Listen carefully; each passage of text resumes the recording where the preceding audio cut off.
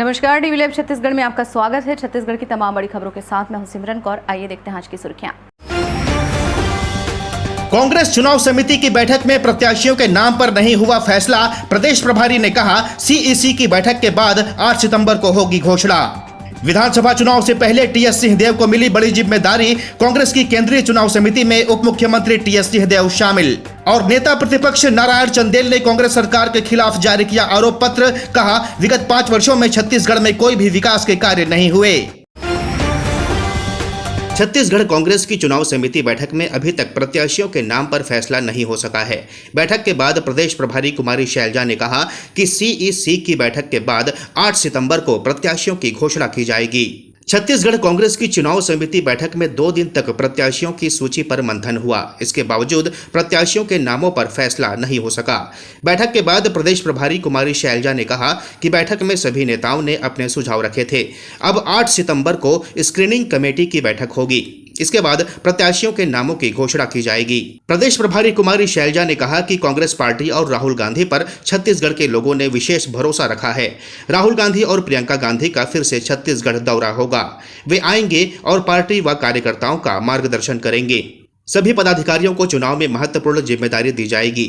हमारे किसी भी कार्यकर्ता पर कोई दबाव नहीं है। अगर कोई पार्टी विरोधी गतिविधियों में शामिल होता है तो उस पर अनुशासनात्मक कार्रवाई की जाएगी। देखिए, ये समय के साथ जो फैसला होगा, सभी लोग मिलकर हमारे मेंबर सभी फैसला करेंगे, उसके मुताबिक हम करते रहेंगे। बैठक में मुख्यमंत्री भूपेश बघेल, प्रदेश कांग्रेस अध्यक्ष दीपक बैज, उप मुख्यमंत्री टीएस सिंहदेव, छत्तीसगढ़ विधानसभा के अध्यक्ष डॉक्टर चरणदास महंत सहित अन्य मंत्री व कांग्रेस के वरिष्ठ नेता उपस्थित रहे। देश के 5 राज्यों में होने वाले विधानसभा व वर्ष 2024 में होने वाले लोकसभा चुनावों के लिए कांग्रेस ने केंद्रीय चुनाव समिति का गठन किया है। 16 सदस्यीय केंद्रीय चुनाव समिति में छत्तीसगढ़ उप मुख्यमंत्री टीएस सिंहदेव को शामिल किया गया है।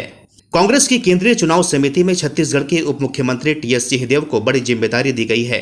16 सदस्यीय केंद्रीय चुनाव समिति में राष्ट्रीय अध्यक्ष मल्लिकार्जुन खड़गे, सोनिया गांधी, राहुल गांधी, अंबिका सोनी, अधीर रंजन चौधरी, सलमान खुर्शीद, मधुसूदन मिस्त्री, एन उत्तम कुमार रेड्डी, के.जे. जियोग्रे, प्रीतम सिंह, मोहम्मद जावेद, अमी याज्ञनिक, पीएल पुनिया, ओंकार मरकाम और के.सी. वेणुगोपाल के नाम शामिल हैं।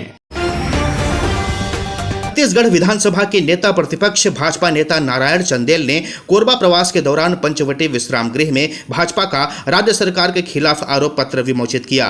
इस दौरान उन्होंने कहा कि विगत 5 वर्षों में छत्तीसगढ़ में कोई भी विकास के कार्य नहीं हुए हैं। कोरबा प्रवास पर आए छत्तीसगढ़ विधानसभा के नेता प्रतिपक्ष नारायण चंदेल ने पंचवटी विश्राम गृह में मीडिया से चर्चा करते हुए कहा कि कांग्रेस की सरकार ने 5 वर्षों में छत्तीसगढ़ को भ्रष्टाचार और माफियाओं का अड्डा बना दिया है। छत्तीसगढ़ की सांस्कृतिक, साहित्यिक व लोक कला को नष्ट करने का ही काम किया है। इनका संरक्षण करने की बजाय इनके नाम की राजनीति की गई। सरकार बनने से पहले घोषणा पत्र में जो वादे किए थे उनमें से एक भी वादा पूरा नहीं किया है और वे इन वादों पर बात करने से भी कतराते हैं। ये जो आरोप पत्र भाजपा ने बनाया है भूपेश सरकार के खिलाफ, कांग्रेस सरकार के विरोध में, ये कांग्रेस सरकार के 5 साल के कार्य कारनामे का दस्तावेज है। उनके झूठे वादों को पर्दाफाश करने वाला दस्तावेज है।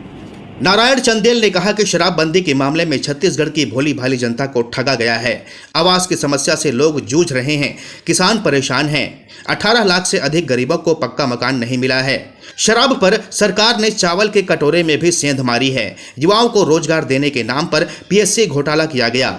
ऑनलाइन सट्टा को कांग्रेस की सरकार ने सरकारी संरक्षण प्रदान किया है। सरकार की नाकामियों को जनता के बीच लेकर भाजपा के कार्यकर्ता जा रहे हैं। जो 36 बिंदुओं का उन्होंने वादा किया प्रमुख रूप से, उस 36 बिंदुओं की क्या स्थिति है? उन्होंने किसान के साथ छल किया, बेरोजगार नौजवानों को क्या रोजगार दिया? शराबबंदी का उन्होंने वादा किया था, क्या शराबबंदी छत्तीसगढ़ में हुआ? गंगा जल उठा करके कसम खाए। इस दौरान कोरबा विधानसभा के भाजपा प्रत्याशी लखनलाल देवांगन, रामपुर विधानसभा क्षेत्र के विधायक पूर्व गृह मंत्री ननकीराम कंवर, जिला भाजपा अध्यक्ष डॉक्टर राजीव सिंह, प्रदेश कार्य समिति सदस्य द्वय जोगेश लांबा व अशोक चावलानी, जिला कोषाध्यक्ष गोपाल मोदी सहित अन्य उपस्थित थे। एचसीसीएल के कोयला खदान आवंटन नीति के विरोध में कांग्रेस नेताओं ने बिलासपुर में एचसीसीएल मुख्यालय का घेराव कर केंद्र सरकार के खिलाफ जमकर प्रदर्शन किया। कांग्रेस नेताओं ने कहा कि केंद्र की मोदी सरकार सरकारी उपक्रमों को निजी हाथों में सौंप रही है, जिससे छत्तीसगढ़ के युवाओं का रोजगार छिन जाएगा। जिला कांग्रेस कमेटी के बैनर तले आयोजित विरोध प्रदर्शन में शहर के साथ ही जिले भर के कांग्रेस नेता और कार्यकर्ता एचसीसीएल मुख्यालय बिलासपुर पहुंचे। इस दौरान कांग्रेस कार्यकर्ताओं ने सड़क जाम कर केंद्र की भाजपा सरकार के खिलाफ जमकर नारेबाजी की। कांग्रेस नेताओं ने कहा कि केंद्र सरकार एयरपोर्ट के साथ ही रेलवे का निजीकरण करने की दिशा में काम कर रही है। वहीं अब देश भर में सर्वाधिक आय देने वाली कोल कंपनी एचसीसीएल की खदान को निजी हाथों में सौंपने का षड्यंत्र कर रही है। शहर अध्यक्ष विजय पांडे व जिलाध्यक्ष विजय केशरवानी ने बताया कि केंद्र की नरेंद्र मोदी की सरकार से पहले पूर्ववर्ती सरकारों ने देश के विकास के लिए प्रमुख 9 रत्न उपक्रम और 18 रत्न उपक्रमों की स्थापना की, जो देश के आर्थिक विकास की बैकबोन है, जिसमें से अधिकांश उपक्रम बेच दिए गए। अब भारत सरकार के सार्वजनिक उपक्रम एचसीसीएल को भी बेचा जा रहा है। इस बुलेटिन में फिलहाल इतना ही। बने रहिए डीबी लाइव छत्तीसगढ़ के साथ। नमस्कार।